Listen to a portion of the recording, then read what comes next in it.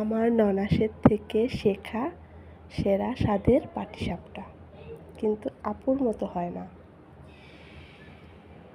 খুব চেষ্টা করি তাও হয় না। আপুর হাতের পাটিসাপটা ভীষণ মজা।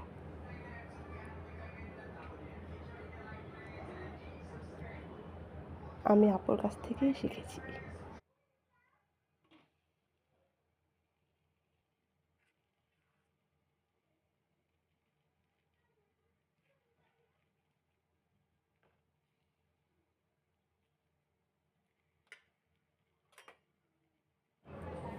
খেতে কিন্তু অসাধারণ মজা ছিল।